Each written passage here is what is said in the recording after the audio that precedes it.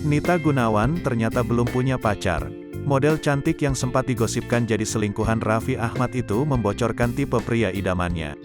Apakah seperti suami Nagita Slavina? Sempat digosipkan selingkuh, Raffi Ahmad dan Nita Gunawan akhirnya ngobrol bareng. Raffi Ahmad menanyakan soal pria idaman Nita Gunawan yang sebenarnya.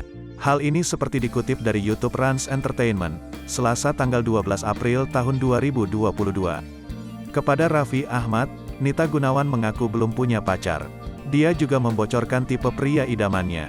Meski mengaku belum memiliki tambatan hati, model 31 tahun ini ternyata menginginkan pria yang berparas tampan.